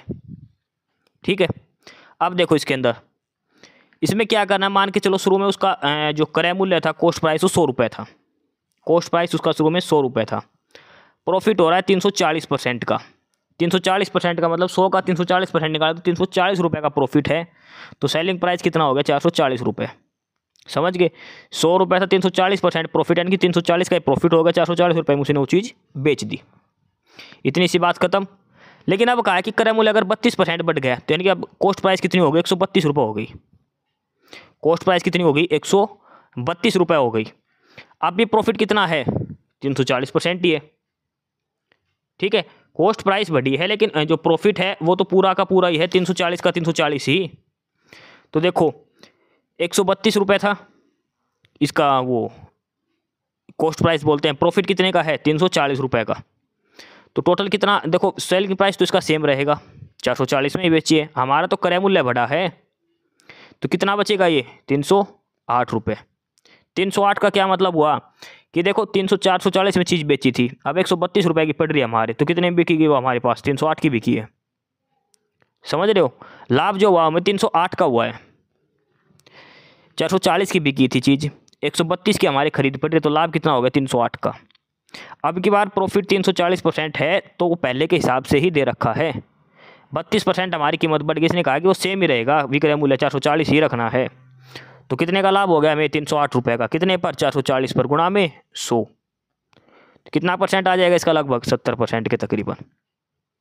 समझ रहे हो, देखो फिर ध्यान से 100 रुपये हमने कॉस्ट प्राइस मान लिया, प्रॉफिट दे रखा 340%। 340% का मतलब क्या होगा 340 रुपये ही होगा 100 का। तो सेलिंग प्राइस कितना हो जाएगा, कॉस्ट प्राइस में प्रॉफिट जोड़ो कितने में बेची 440 में चीज़ बेच दी। अब उसने कहा कॉस्ट प्राइस 32% बढ़ गया तो सिप्पी कितना हो गया अब दोबारा से 132 रुपये। लेकिन हमारा सेलिंग प्राइस तो सेम ही है, कितना 440 का ही, हमें वो चीज़ 440 रुपये में ही बेचनी है। तो मतलब लाभ कितना होएगा, फिर एसपी में से सिप्पी घटाएंगे, कितने का लाभ हो गया 308 का। तो लाभ बटे में वैसे तो क्रय मूल्य लिखते हैं, लेकिन इसने पूछा कि लाभ जो निकालना हो हमें सेलिंग प्राइस पे निकालना है, यानी कि विक्रय मूल्य पर। तो नीचे क्या आएगा, बटे में विक्रय मूल्य गुणा में 100 आ जाएगा, 0 से 0 कट जाएगी। और अब ये काट लो, कितने से 11 से कट जाएगा, 11 चौक 44, 11 दूनी 22, 11 88, 4 से काट 4 7 28, 7 दाएँ 70%। विक्रय मूल्य का 70% लाभ अब इसको होगा, यानी कि ऑप्शन बी इसका आंसर हो जाएगा। जो जो बात उसने दे रखी है वो तसल्ली से इसमें लिख देनी है। सवाल नंबर 75 है कि 8500 रुपये पर 10% वार्षिक ब्याज की दर से 2 साल का साधारण ब्याज चक्रवृद्धि ब्याज का अंतर बताओ। देखो मोस्ट इंपोर्टेंट क्वेश्चन है ये, छोटा सा सवाल है लेकिन पेपर के अंदर आएगा तो मतलब आएगा ही आएगा। सीधा सवाल है, देखो पहले तो ऐसे निकाल दो, 8500 रुपये है, पहले साल का 10% कितना होगा इसका 850, दूसरे साल पर इसका 850, अब इस पहले वाले के ऊपर भी मिलेंगे तो इसका 10% कितना होगा, इसका हाँ 10% कितना होगा 85 रुपये। तो CI/SI का अंतर क्या होता है, ये जो रुपये बच गए ये इसका अंतर होता है हमेशा। पहले साल का चक्रवर्ती ब्याज साधारण ब्याज बराबर होता है, दूसरे साल का ये साधारण ब्याज और ये पूरा चक्रवर्ती ब्याज है, तो अंतर कितने का, नीचे वाला 85 रुपये का। तो कितने का अंतर हो गया 85 रुपये का हो गया, ऑप्शन सी उत्तर हो गया इसका। सवाल नंबर 78 दिया है कि एक पाइप 10 घंटे में भरता, दूसरा 15 घंटे में, एक साथ कितने में भरेंगे, एक 10 एक 15, एलसीएम कितना आ जाएगा 30, 10 दिया 30, 15 दूनी 30, 30 बटे दोनों की क्षमता जोड़ दो 5, कितना आ जाएगा 6, ऑप्शन बी इसका उत्तर हो जाएगा सवाल नंबर 78 का। सवाल नंबर 79 79 है कि दो संख्याओं का अनुपात है 4:5 और उनके वर्गों का योग है 1025। ये देखो पहली संख्या मान ली 4x, दूसरी मान ली हमने 5x, इनके वर्गों का योग दे दिया 4x स्क्वायर जमा 5x स्क्वायर, कितना दे दिया 1025 दे दिया ना। 4x कितना हो गया 16x स्क्वायर जमा 5 का कितना हो गया 25x स्क्वायर बराबर 1025, 16 और 25 करेंगे 41x स्क्वायर बराबर 1025, इसको 41 से भाग दे देंगे। 1025 को जब 41 से भाग देंगे तो कितना बचेगा, 4 दूनी 8 और 25, ये बचेगा 25, एक्स स्क्वायर की वैल्यू 25, तो एक्स का मान कितना आ जाएगा 5। संख्या मानी थी 4x और 5x, तो संख्या कितनी हो जाएगी, एक्स की जगह 5 रखेंगे तो 5 चौक 20, 5 5 25, ऑप्शन बी इसका उत्तर हो जाएगा। संख्या कितनी आ जाएगी 20 और 25 करके, 4x 5x हमें संख्या माननी है, इनका वर्गों का योग करना है और वो बराबर रखा 1025 के। ठीक है, एक्स का मान यहाँ से 5 आ जाएगा तो संख्या कितनी हो जाएगी 4 गुणा 5 और 5 गुणा 5, ऑप्शन बी उत्तर हो जाएगा 79 का। अगला है क्वेश्चन नंबर 80, सवाल नंबर 80 दिया है, ये संख्याएं दे रखी हैं कुछ 8 संख्याएं हैं, इनका एवरेज बताना है। एवरेज क्या करना है, इन सभी को जोड़ के 8 से भाग दे दो, एवरेज यही तो होता है भाई, टोटल सम बटे में टोटल नंबर ऑफ संख्या जो दे रखी है, इनका जोड़ करोगे तो 8 और 5 13, 13 और 9 22, 22 और 11 33, 33 3 36 और 9 45 बटे में 8। 45 बटे में 8 करेंगे तो कितना आएगा? 8 5 40, 5.62 कुछ आएगा, 625 आएगा, यानी कि 5.63 उत्तर हो जाएगा इसका। ऑप्शन ए आंसर हो जाएगा। आगे दिया है सवाल नंबर 81 नाव का। नाव और धारा वाला सवाल है कि एक नाव धारा की दिशा में 35 किलोमीटर की दूरी 7 घंटे में तय करती है, 5 घंटे में, और वापसी आती है 7 घंटे में। तो शांत जल में नाव की चाल बताओ। देखो, नाव की चाल मान ली x, धारा की चाल मान ली y। तो अब धारा की दिशा में जाएगा तो दोनों की स्पीड जुड़ जाएगी, x + y हो गया। कितनी स्पीड आएगी? 35 किलोमीटर तय करा, कितने घंटे में? 5 घंटे में। कितनी स्पीड आ गई? 7 किलोमीटर प्रति घंटा। ये स्पीड कब है? जब धारा की दिशा में चल रहा है। वापस आएगा मतलब धारा से विपरीत दिशा में, तो स्पीड क्या हो जाएगी? घट जाएगी। कितने हैं? 35 किलोमीटर। अब कितनी देर में तय कर रहा है उसको? 7 घंटे में। तो यानी कि यहाँ कितना आ जाएगा? 5 किलोमीटर प्रति घंटा स्पीड। कहने का मतलब धारा की दिशा में स्पीड है 7 किलोमीटर प्रति घंटा, धारा की विपरीत दिशा में 5 किलोमीटर प्रति घंटा। नाव की चाल बताओ। नाव की चाल हमने मानी है x, धारा की y, तो x का मान निकालना, y से y कट जाएगा, 2x कितना बचेगा? 7 और 5 12, x का मान कितना आ जाएगा? 6। शांत जल में नाव की चाल कितनी आ गई? 6। और x + y हमारा कितना आया था? 7। अगर ये पूछता है कि धारा की चाल बताओ तो यहाँ पे 6 रख देते तो y का मान कितना आ जाता? 1 आ जाता। समझ गए? दोनों चीज़ का कुछ भी पूछ सकता है इसके अंदर। सवाल नंबर 81 का ऑप्शन ए उत्तर हो जाएगा, 6 किलोमीटर प्रति घंटा। आगे है सवाल नंबर 82। एक विलियन में पानी है 320 ग्राम, उसमें नमक है 45 ग्राम। द्रव्यमान प्रतिशत द्रव्यमान के संदर्भ में विलयन की सांद्रता बताओ। देखो टोटल कितना हो गया? पानी है 320, नमक है 45, टोटल कितना हो गया? 320 और 45 करेंगे 365 ग्राम। अब सांद्रता बताने यानी कि नमक कितना है उसके अंदर, तो 45 ग्राम है कितने में? 365 के अंदर। 45 बटे 365 गुणा में 100, 45 बटे 365 गुणा में 100 करेंगे और ये लगभग आएगा 12.328, यानी कि 12.33। ऑप्शन ए उत्तर हो जाए। देखो इसके अंदर ऑप्शन ध्यान से 12.33, 12.36 सारे ऑप्शन बराबर दे रखो, तो ये आएगा 12.33। अच्छे से सोल्व करना है 2 पॉइंट तक का। ऑप्शन ए उत्तर हो जाएगा सवाल नंबर 82 का। सवाल नंबर 83 है, ये भी सेम है। पानी है 520, 45 ग्राम है नमक, तो टोटल कितना होगा इसके अंदर? 520 और 45 जोड़ेंगे तो 565। नमक कितना है? 45 ग्राम, तो सांद्रता क्या निकलेगी द्रव्यमान की? 45 बटे में 565 गुणा में 100। ठीक है, 45 बटे 565 गुणा में 100 और ये आएगा 7.96। ऑप्शन ए इसका उत्तर हो जाएगा सवाल नंबर 83 का, 7.96। आगे है सवाल नंबर 84 और ये है मिक्सर एलिगेशन का। एक इसमें दिया है कि 300 रुपये और 400 रुपये वाली 2 चाय हैं, उनको किस अनुपात में मिलाया जाए कि मिश्रण को 320 रुपये प्रति किलो रेट हो जाए। सीधा सा एलिगेशन का है, एक साइड 300 का है, एक साइड 400 का, और लास्ट कितने का बेचना है? 320 का। घटा दो, इधर बचेगा 20, इधर बचेगा 80, 20 एकम 20, 20 चौका 80, 4:1। और 4:1 कहाँ पर दिया है? ऑप्शन डी के अंदर। तो सवाल नंबर 84 का ऑप्शन हो जाएगा डी, 4:1। 85 नंबर का है, आप खुद से कर लेना। ठीक है, 85 नंबर का उत्तर आएगा 93%। इसके अंदर क्या पूछा मैं समझा देता हूँ आपको कि टोटल नंबर ऑफ कैंडिडेट जो क्वालिफाई हुए हैं एक साथ 2000 के अंदर, साल 2000 के अंदर, यानी कि ये साल 2000 के अंदर, देखो ये हैं क्वालिफाइड वाले, ये टोटल कैंडिडेट, ये अप्लाइड और एक क्वालिफाइड। तो 2000 में ये क्वालिफाइड कैंडिडेट हैं। टोटल इनका करना है, ये कितना परसेंटेज है टोटल नंबर ऑफ कैंडिडेट जो क्वालिफाई करें 2001 के अंदर, 2001 के अंदर क्वालिफाई वाले हैं ये इसका कितना परसेंट है ये आपको इसके अंदर बताना है, और ये आएगा लगभग 93%। ऑप्शन ए इस क्वेश्चन का आंसर आएगा, ये आपको खुद से करना है। अब हम शुरू करते हैं सवाल नंबर 86 और यहाँ से हमारी शुरू हो जाती है रीजनिंग। अब हम 15 सवाल करेंगे रीजनिंग के फटाफट से। 5 मिनट के अंदर ये 15 सवाल हमें रीजनिंग के निपटाने हैं। पहला सवाल है कथन निष्कर्ष का। सभी न्यायालय न्याय है, सभी चोरी अपराध है, कोई अपराध न्याय नहीं है। ये इनके बीच में नेगेटिव दे रखा, बाहर वालों के बीच में। ये कोर्ट है, ये जस्टिस है, ये चोरी है और ये पनिशमेंट है, और इनके बीच में कोई रिलेशन नहीं बाहर वालों के बीच में। अब देखो, कोई न्यायालय अपराध नहीं है, कोई न्यायालय अपराध नहीं है, बिल्कुल ये पहले ही मना कर रखा, कोई अपराध न्याय नहीं है। तो कोई न्यायालय तो भीतर अंदर वाला हो गया, तो इधर जा ही नहीं सकता। तो मतलब पहला निष्कर्ष क्या है? सही है। दूसरा है कि कुछ अपराध न्याय है, अपराध और न्याय तो आपस में आ ही नहीं सकते, क्लियर मना हो रखी है। तो मतलब क्या है कि इसमें केवल निष्कर्ष एक ही पालन करेगा।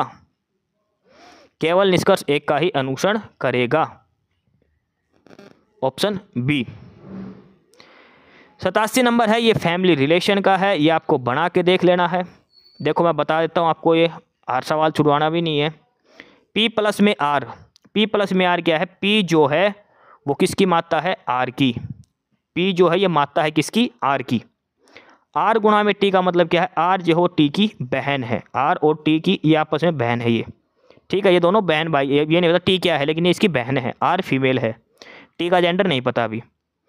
T माइनस Q का मतलब क्या हो गया कि T जो है वो Q का बाप है, तो मतलब ये प्लस हो गया, और ये किसका बाप है? Q का बाप हो गया, ठीक है। Q भाग में S, ये देखो लास्ट वाले भाग का निशान है, ध्यान रखना, प्लस नहीं भाग का निशान है ये। Q भाग में S का मतलब क्या है कि जो Q है वो S की पुत्री है, तो Q है वो S की पुत्री है, मतलब क्या हो गया कि T और S जो है वो हस्बैंड वाइफ हो गए। T और S जो है वो आपस में क्या हो गए? Husband wife. इनकी बेटी का नाम क्या है? Q है, ठीक है। इनकी बेटी है Q, T इसकी वाइफ है, और ये दोनों आपस में बहन भाई है, ये हस्बैंड वाइफ है। T और S हस्बैंड वाइफ हो गए, Q इनकी बेटी हो गई। आगे क्या है? S प्लस में U, S प्लस U का मतलब क्या है? S जो हो U की भी माँ है, मतलब Q और ये दोनों आपस में ये भी हो गए, ये बहन भाई हो गए। U का जेंडर नहीं पता, लेकिन ये दोनों भाई हो या दोनों बहन बहन मान लो, इसकी संतान ही है U। तो S का T से क्या संबंध है? ये तो शुरू में ही बता देता, हमने ध्यान ही नहीं दिया। S का T से क्या संबंध है? S T की क्या बन गई थी? वाइफ बन गई थी। तो पहले ही लास्ट का तो हमें सोल्व करने की जरूरत नहीं थी, U वाला तो। T की यहाँ पे क्या बन गई थी? S वाइफ बन गई थी, और वो दिया है ऑप्शन D के अंदर, वाइफ पत्नी, ठीक है। 88 भी सेम है, ये आपको खुद से कर लेना है। और 88 का जो आंसर आएगा वो आएगा ग्रैंड डॉक्टर, ऑप्शन बी इसका आंसर आ जाएगा, ग्रैंड डॉक्टर का। 89 का है, और ये दिया है डायरेक्शन का। क्वेश्चन नंबर 89 है, ये डायरेक्शन का है। आपको इधर डायरेक्शन बना लेनी है, नॉर्थ साउथ वेस्ट ईस्ट। अब इधर चले जाओ। मीरा अपने घर से दक्षिण की तरफ 50 मीटर चली, दक्षिण का है नीचे, इधर चल दी 50 मीटर, फिर बाएं मुड़ गई, मोड़ दी बाएं, फिर 20 मीटर चला दी, फिर उत्तर की ओर मुड़ गई, उत्तर मतलब ऊपर 30 मीटर चल दी यहाँ से, फिर अपने घर की तरफ चलना शुरू कर दी। इसका घर कहाँ था? वो इस साइड चलेगी, अब कोने में चलेगी ना भाई, इस कोने में ही तो रह गया भाई। ये 50 की दीवार है, ये 30 ही चली है, तो इसका घर तो मतलब ऐसे डायगनली हो गया, ऐसे ऊपर की साइड। अब इसने पूछा है कि मीरा का मुंह अब किस दिशा की तरफ है? इसका दिशा ये, इसमें मुंह है, यानी कि ये इस दिशा में, यानी कि कौन सी हो गई? नॉर्थ वेस्ट, उत्तर पश्चिम, ऑप्शन सी। इसका मुंह देखो इस साइड है, ऊपर की साइड ऐसे, तो कौन सा है ये? ऐसे की साइड, नॉर्थ वेस्ट, उत्तर पश्चिम, ऑप्शन सी इसका उत्तर आ जाएगा। देखो ये हम ऐसे, इसका बनाने का यही फ़ायदा है, इसका बनाने का यही फ़ायदा था। अब हमारी डायरेक्शन इस साइड आ गई, तो हम पता लग गया इस डायरेक्शन ये ऐसे बनेगी। अगर हमारी डायरेक्शन ऐसे आती तो वो ऐसे बनती, अगर ऐसे नीचे की साइड आती तो इधर बनती, अगर वो ऐसे ही आती तो हमारी ये कोने में बनती। जो डायरेक्शन के लेके चले थे हम, उसी हिसाब से घुमाते रहेंगे तो सीधा सीधा आंसर बन जाएगा, नहीं तो फिर डायग्राम घुमाते रह जाओगे। 90 नंबर दिया है कथन निष्कर्ष का। सभी महिलाएं फूल, अच्छा फ्लावर है, वो वाला फूल नहीं है। सभी महिलाएं फूल है और सभी फूल वृक्ष हैं। महिलाएं फ्लावर और ट्री, सभी महिलाएं वृक्ष हैं, बिल्कुल है। सभी वृक्ष महिलाएं नहीं, केवल एक निष्कर्ष फॉलो करेगा, केवल निष्कर्ष एक फॉलो करेगा। अगला भी खुद से कर लेना, कथन निष्कर्ष के बहुत करवा दिए। ये देखो 92 का क्वेश्चन नंबर 92 देखते हैं, सीटिंग अरेंजमेंट। और ये बैठाने हमने 1 2 3 4 5 6 7 8 बंदे, 8 बंदे बैठा दो भाई यहाँ पे ऐसे करके। अब बैठाओ 8 बंदे, एक ऊपर एक नीचे, एक इधर से एक इधर से, एक इस कोने से एक इस कोने से, और एक इस कोने से इससे, ठीक है। अब करते हैं शुरू। इसके अंदर क्या रामायण बता रखी है वो। आर ए के दाएं से चौथे स्थान पर है, जो पी के दाएं से तीसरे स्थान पर है। अब शुरू कर दो। आर जो है ए के दाएं से चौथे स्थान पर है, तो भाई देखो दाएं से हो या बाएं से, अगर चौथे नंबर पर 8 बंदों में तो वो आमने सामने होंगे। ए और आर हमेशा आमने सामने। अगर 8 बंदे बैठे और ये बोल दे चौथे स्थान से, तो मतलब दाएं से ले लो चाहे बाएं से, वो आमने सामने बैठेंगे। ए और आर आमने सामने बैठे हैं। देखो R is 4 to the right of A, और ए जो है वो 3rd to the right of P है। पी के राइट में 3rd पर, पी के राइट में 3rd मतलब पी यहाँ बैठा है, इसके राइट में 3rd यहीं तो आएगा। पी इधर बैठेगा, इसके राइट में थर्ड पर ए ऐसे बैठेगा, बैठ गया। अब आगे देखो पी का जिक्र कहाँ हो रही है, पी का बारे में ये बता रखा है, who is second to the left of P, कौन, एच। पी के लेफ्ट में सेकंड पर है एच, तो पी का लेफ्ट होगा ये इस साइड ही तो होगा, और ये सेकंड पर एच बैठ गया। एच के बारे में क्या दे रखा कि एम जो है वो एच के बाएं से दूसरे पर है, एच यहाँ बैठा, एच के लेफ्ट में दूसरे पर एम यहाँ आ जाएगा। ठीक है, आपस में रिलेट करते चलो कौन सा वर्ड दे रखा किसके बारे में। अब देखो P R H M A के बारे में कहीं कुछ दे रखा है, नहीं दे रखा। अब इसने एक चीज़ दे दी, जो डी है वो third to the right of B, D जो है वो third to the right of B है। अब डी यहाँ बैठेगा तो बी के थर्ड में तो होगा नहीं, बी तो ऊपर से घूमेगा, तो बी यहाँ बैठेगा और बी के थर्ड टू द राइट में डी यहाँ आएगा। ठीक है, अगर यहाँ पे बी बैठाएंगे तो यहाँ पे एम बैठा, थर्ड टू द राइट नहीं आएगा राइट में थर्ड पर, तो यहाँ पे बी बैठेगा, यहाँ पर डी बैठेगा, तो बच गया कौन, एफ, एफ यहाँ पे आ जाएगा। ये सिटिंग अरेंजमेंट सारी की सारी बनेगी। लास्ट में पूछा है immediate neighbour of B, B के इमीडिएट नेबर कौन है, ए और एफ हैं, ए और एफ बी के इमीडिएट नेबर हैं, और ये दिया है ऑप्शन ए के अंदर। ठीक है, देखो इस सवाल में क्या करना है, जो जो पॉइंट ज़्यादा दे रखा ना वो लिखो, जैसे आर, ए और पी, भाई आर और ए बैठाएंगे, फिर साथ के साथ पी बैठा दिया। अब पी देखो, पी यहाँ दे रखा है कि क्या, एच के बारे में, एच पी के यहाँ पे बैठा है, एच बैठा दिया, एच के साथ साथ एम दे रखा, एम बैठा दिया, फिर डी और बी का सिटिंग हमें करनी है, ये सवाल है सारा का सारा। ठीक है, ऑप्शन ए उत्तर हो जाएगा। 93 नंबर का खुद से करना, कथन निष्कर्ष का है। 94 नंबर देखो, इनमें से अलग क्या है, चौड़ा विस्तृत, ये तो इंग्लिश में सेम ही दे रखा है, नन्हा मतलब छोटा होता है, बड़ा मतलब वृत्त होता है, हल्का भारी, ये दोनों विलोम दे रखे हैं। देखो ये सारे आपस में एक दूसरे के पर्यायवाची शब्द, और ये दे रखा विलोम शब्द, हल्का का भारी उल्टा होता है, तो इसका आंसर हो जाएगा ऑप्शन बी। 95 नंबर देखो, एम एन ओ पी, तो अगला क्या आएगा, Q, D E F G, अगला क्या आएगा, एच, क्यू और एच, ऑप्शन बी उत्तर हो जाएगा 95 नंबर का, सीधा सा है। 96 नंबर देखो, 21 से 19 गए तो -2, 19 से 17 गए तो -2, तो 17 से यहाँ पे क्या आएगा, 15 आएगा, -2 करके, ऑप्शन तो आ गया आंसर। अब ऊपर की ट्रिक मिलाओ, 55 में से 5 गए तो 50, 50 में से 5 गए तो 45, 45 में से 5 गए तो 40। अगर अगले 2 नंबर पूछता तो एक तो 15 आएगा, और उससे अगला क्या आएगा, 40 आएगा। एक छोड़कर एक, पहले 2 घटेगा, दूसरी सीरीज में 5 जुड़ेगा, ये सीक्वेंस इसके अंदर चली हुई है। सवाल नंबर 97 है, ये 7 लड़के खड़े हैं, इनको खड़ा करना है, कौन कहाँ कैसे खड़ा है, ये इनकी सीटिंग अरेंजमेंट बतानी है। SYORHTI एक कतार में खड़े हैं, टी के बाएं से दूसरे और वाई के बाएं से 5वें पर आई खड़ा है। देखो 7 लड़के खड़े हैं, टी के बाएं से दूसरे, वाई के देखो पहले ये देखो, वाई के बाएं से 5वें पर आई खड़ा है, वाई मान लो यहाँ पर है, देखो लास्ट में लिख रखा वाई दाएं सिरे पर है, तो मतलब वाई सबसे कोने पर हो गया, इसके इधर कितने आएंगे, 6 बंदे आएंगे, टोटल 7, और 6 वाई के लेफ्ट में आएंगे, वाई अकेला दाएं कोने पे खड़ा है।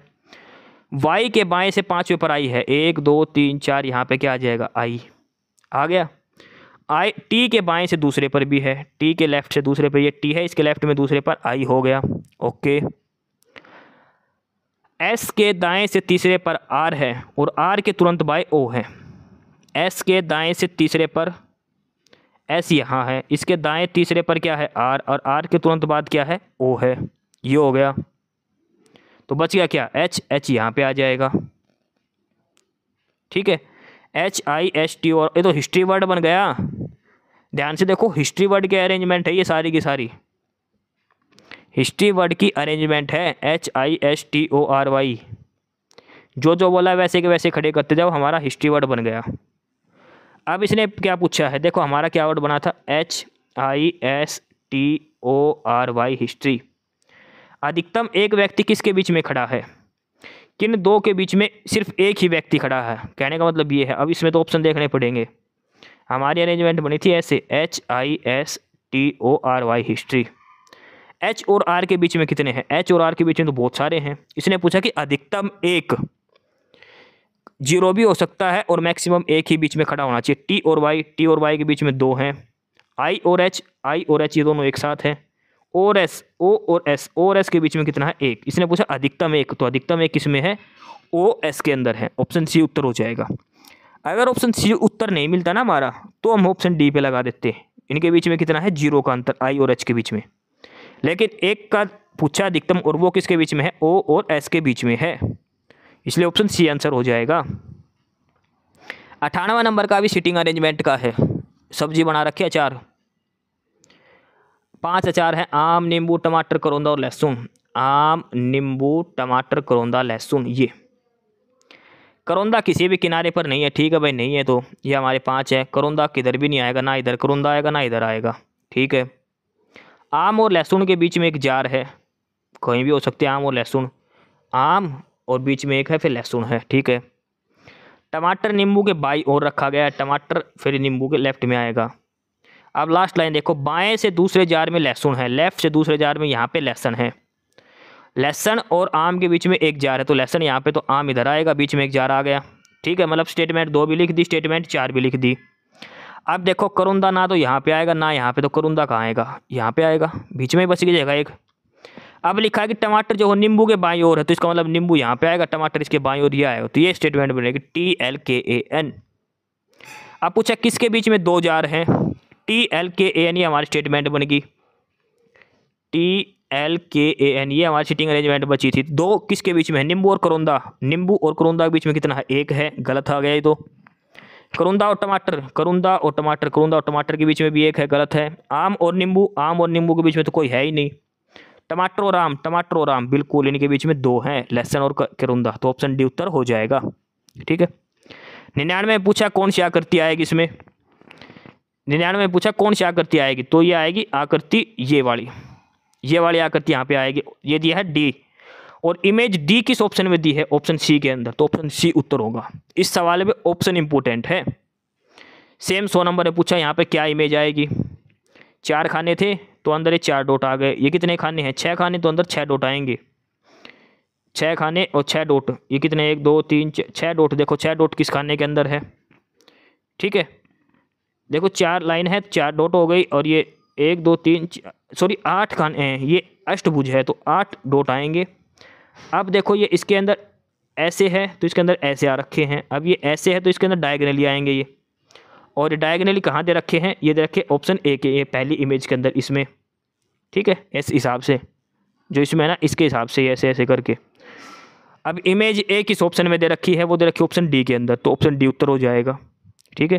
तो ये हमारा प्रैक्टिस सेट नंबर 58 पूरा हुआ हरियाणा सीटी एग्जाम के लिए। सीटी का पेपर आ चुका है, फटाफट मॉक टेस्ट मारो, सारे के सारे जितने मॉक टेस्ट हो उसके उतने करो आप। टॉपिक पढ़ने का टाइम नहीं है, अब रिवाइज करो फटाफट से, मॉक टेस्ट दो, प्रैक्टिस टेस्ट दो, जितना आपको पता चले किस लेवल की तैयारी है। 58 हो चुके हैं, 70-80 करवाने का टारगेट है, फटाफट से। PDF मिलेगी, नॉलेज हब टेलीग्राम चैनल है नीचे डिस्क्रिप्शन बॉक्स में, उसका लिंक दिया है, नॉलेज हब 7900 से टेलीग्राम चैनल ज्वाइन कर लेना। मिलते हैं अगली क्लास में। एस्पिरेंट्स यही था आज की इस वीडियो में आपके लिए, ठीक है। और बाकी अगर कुछ नहीं समझ में आया या कुछ पूछना हो या फिर किसी स्पेसिफिक टॉपिक पे पूछना हो, वीडियो बनवानी हो, तो आप कमेंट बॉक्स में कमेंट कर सकते हैं, ठीक है। बाकी आप हमारा चैनल नॉलेज हब को सब्सक्राइब जरूर करें, अपने फ्रेंड्स को रिकमेंड करें, और वीडियो को लाइक करें, शेयर करिए, जुड़े रहिए हमारे साथ। मिलते रहेंगे आपके साथ रोज़ रोज़ नए कंटेंट के साथ, नई अपडेट्स के साथ, ठीक है। और चैनल को शेयर जरूर करें अपने फ्रेंड्स के साथ। एक बार फिर से जो एस्पिरेंट्स जो कैंडिडेट्स नए हैं वो चैनल को सब्सक्राइब जरूर करें, अपने चैनल नॉलेज हब, ठीक है। मिलते हैं नई अपडेट्स के साथ, तब तक के लिए बाय।